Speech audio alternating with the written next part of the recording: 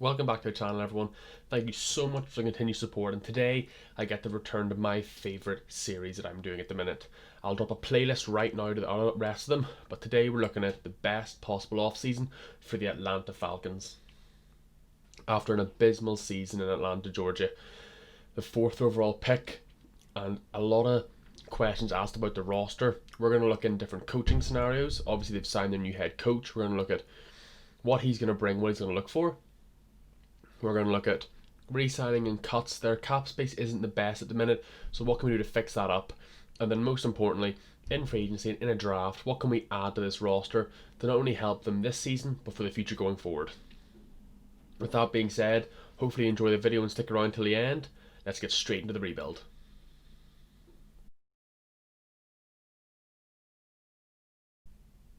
The first we're going to look at is our new head coach, Arthur Smith. The old Tennessee Titans OC has become the head coach in Atlanta. And let's think what he's going to bring. A lot of people looked at the Tennessee Titans and thought to themselves, oh, that's a run ball team. But he played off it very well. The Tennessee Titans offense was very well balanced. They just ran the ball because they were good at it. They were the third highest percentage in rushing the ball in the NFL this year, only behind New England and Baltimore. But they were also the sixth highest in pass yards per attempt. He brings you in with a run and then plays it over the top. And that's how he did his offense this year. And it worked well for Tennessee. They're also the sixth most in points per play. So it's a very good offense he ran. And the big thing I see when I look back at tape of the Tennessee offense is he plays to their strengths. You know, he's not asking Derrick Henry to run lots of screens or outside plays. He does them occasionally to keep defenses honest, but Derrick Henry's a downhill runner. He runs them through the tackles. Tannehill's athletic. He can play the outside, so he doesn't ask Tannehill to stand in the pocket for ages and make tough plays. He lets him get outside the pocket and make plays that way. A.J. Brown is not a short, small, fast receiver with the ball in his hand. He's a big target, safe hands, and he's good after the catch, and surprisingly to him. So he lets him play on the outside. Players like Adam Humphries were in the slot last year. Jonnu Smith's a very athletic tight end, not the best blocker. So we had other tight ends come in Tennessee to fill the blocking roles. So I think the key for Arthur Smith this year in Atlanta is to take this offense, an aging offense, look how he can rebuild it.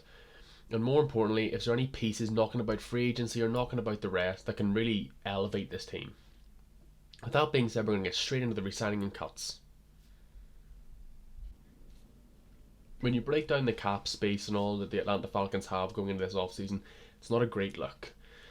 And the scarier picture is when you look at their roster and the players they can release, or in that sense, there's also not much money knocking about. There's not very many players that are offering cap relief or restructured contracts can help. And I think when it comes to re-signing, you're re-signing so you don't tank. You're re-signing a few players who are just going to help move on. You know, the re-signings I would look for: Alex Mack, Keanu Neal, DeMonte Kazee. Brian Hill, the running back, had a nice year in places when Gurley was hurt. And Younghoe Koo, the kicker, out of, I think it was the ex-Chargers kicker, had a great year for Atlanta. Those five players won't be too expensive. You're bringing them back on similar deals as what they're on currently. That is if Alex Mack doesn't retire, a very old centre in the league, but very good centre, and I think he'll be needed in what, you know, the Tennessee type of scheme that'll be run in Atlanta. We look at re-signings and cuts in that sense, and you're not really letting anyone go. The only person I'm allowing to hit free agency that you might wonder why he's not brought back is Todd Gurley. Todd Gurley's a great running back, but a big point of the Tennessee offense last year was you look at it and you say Derrick Henry was far and beyond the most dominant rusher in the league. But when you look at Tennessee's rushing stats, it's not as if they ran the ball every play to get him those yards. He was just a bell cow back, and that is what Arthur Smith has done anywhere he's been in his whole career. When he's been involved in running back rooms or whatever, he likes to have one running back truly dominate on the field. And there's reasons for that. You know, you watch different teams, and I think it's quite clear to see when you have a running back that can't catch the ball, you get to third down, all of a sudden the one that can catch the ball comes in. Well, then you're not worried about the run anymore. You look at him for a pass. Whenever you get to third down and, oh look, he's still in the game, Derrick Henry for example, you look at it and go, well, he's either going to be blocking or running because he can't really run or right. He's not a worry for a catch. And using that logic, Arthur Smith is a firm believer in you need one running back that can do it all well enough to keep defenses honest, and that's what he made Derrick Henry.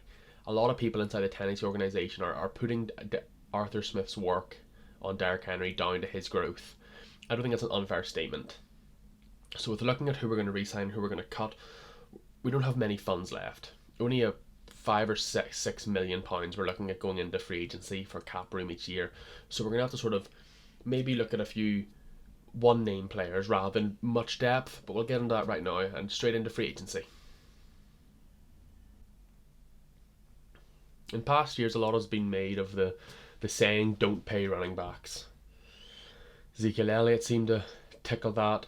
Derrick Henry's obviously on a huge contract in Tennessee because of the franchise tag. And I think I understand the idea of not paying a running back. But that also really only is worthwhile noting behind good O-lines. Outside of a good O-line, you need a running back. And I think this free agency class offers running backs at a better price to Gurley and a more bell cow back, someone who can stay on the field for more options. The running backs I'm looking at are a mixture of power and size. You know, running backs that are big but have a bit of speed about them that can really... It's that third and one. I always like to think, if I have a play, and I always look back to the Cardinals played against the Dolphins mid-season when Tua had his best game, and twice the Cardinals had 4th and 1s. Both times it was Chase Edmonds up the middle. Both times he didn't get it. And that's what I look at. I like for running back, yes, I want speed and I won't be able to catch, but in the end of the day, I want a running back that I know I can hand the ball off and he's going to get that 1 yard. So for the 4 running backs that are hitting the market this year, I think have that ability. Kenyon Drake and Leonard Fournette are both going to hit the open market, having Drake had a season where he was laughed at in fantasy terms, but had very good yardages. Leonard Fournette had a very quiet year until the most recent game against the Saints when he went off in the playoffs. Both about $8 million a year, maybe a little bit expensive for the budget of the Falcons, especially when there's a possibility they do enter a rebuild. I've talked in other episodes about maybe trading players to relieve cap problems. They can't move Matt Ryan. Matt Ryan financially is unmovable this year. Next year he is movable. So do you look at maybe bringing in a bridge quarterback to play underneath him to learn? Similarly, Julio Jones could be moved, doesn't actually alleviate any cap, but could be moved to gain picks and gain compensation. But I don't think a smart move for a first-time head coach is to come into an organization and trade one of their best ever offensive players. I think the way that he plays offense, Arthur Smith, is he likes to spread the ball, he likes to give everyone a chance and play to their strengths. I actually think Julio Jones could have a very good year underneath this offense this year if he decides to stay. The other running backs I looked at were someone like James Conner at $5 million a year. A power back, lacks the top end speed, yes, but will get that 4th and 1. And then a sneaky name that I like is Philip Lindsay. I don't see Lindsay returning to Denver. He was the 2 back there behind Melvin Gordon, who had a very good year. I think Lindsay's explosive and fast, but has a bit of power about him that you don't really see. You know, he has that speed, but if you look up highlights of Lindsay, he can go between the tackles quite well. He can wriggle for those extra yards. I'm looking at the whole room of running backs in Atlanta. I think those 4 names are far more durable than Todd Gurley.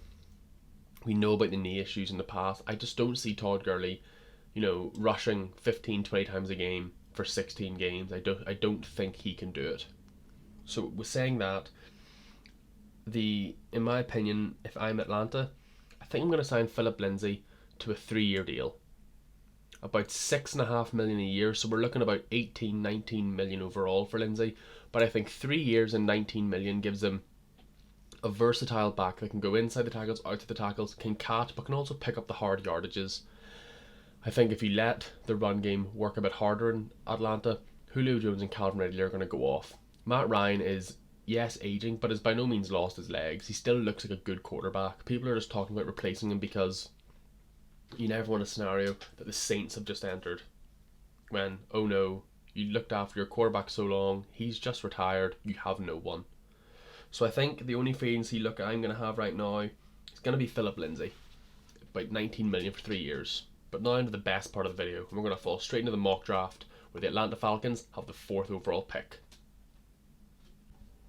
So here we are, we're in the mock draft, And I sat and looked at the roster and looked at re-signings I made, and I've picked 4 positions of need. We need a D-line, we need interior offensive line, we need a cornerback, and we need a QB.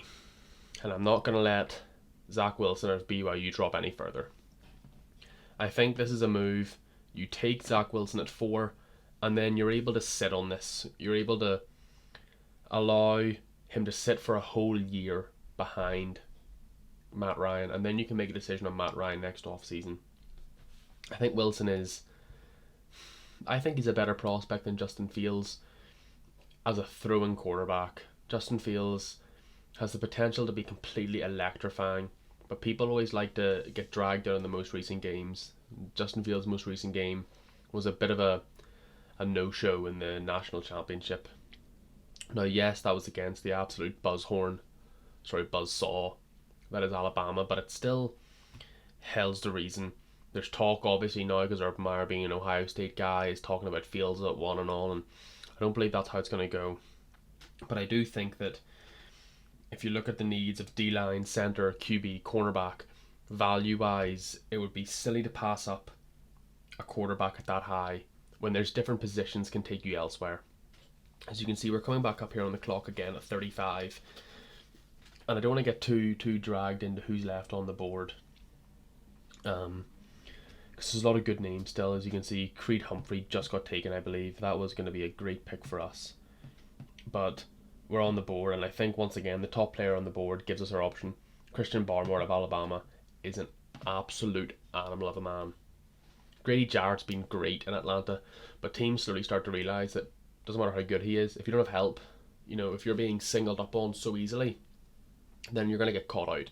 They need D-line, and that leaves us with safety and DB help and a bit of O-line help, but we'll hopefully get that later in the draft.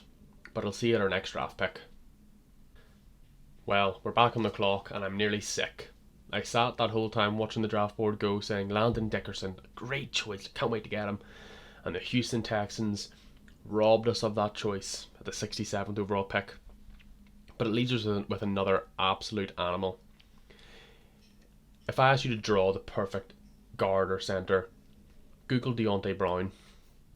This man is one of the biggest human beings I've ever seen. And I think that is something that they're going to want in Atlanta now. They're going to want someone big who can play inside. He could be a guard, he could be a centre at the next level. We're not quite sure yet on him, but he's going to be a mauler no matter where he goes. Very like Solomon Kinley last year out of Georgia. I think that fills up most of our needs. We're going to look at finishing up a wee bit of the secondary now with our next picks, but I'll see you right at our next overall pick. Back on the clock now at 99. And we need secondary help, and I thought Greg Newsome, the second of Northwestern, is a good choice. Then I saw Caden Stearns is on the block still in... I think it's a no-brainer from Texas. He looks like a really good safety.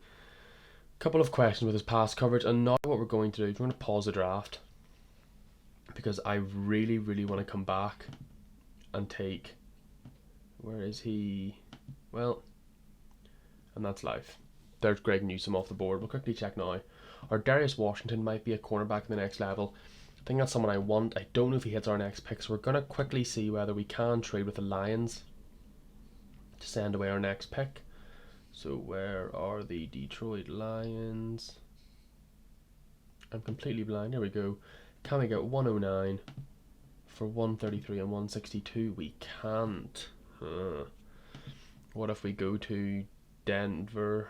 Can we get 105 for that? We can't. So we're going to come up to 105 for our last pick in the draft. Hopefully, and they don't. And we're going to take our Darius Washington out of TCU. And we're going to finish off our secondary. They're two versatile safeties that can really play upside and downside on the field. It gives options.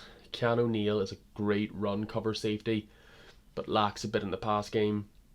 DeMonte Kazee is a great pass coverage safety, but lacks a bit in the run game, so it allows a bit more versatility. And that's our draft finished with, so I'll get you straight with you now at the end of the draft.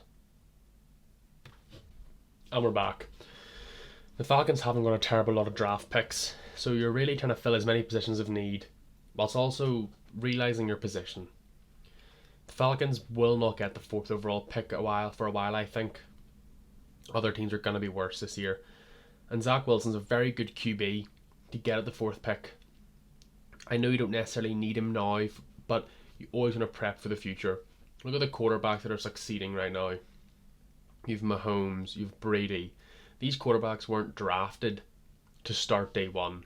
Rodgers, Josh Allen's a bit of an exception currently in the playoffs, but these players are drafted to sit for a while and learn.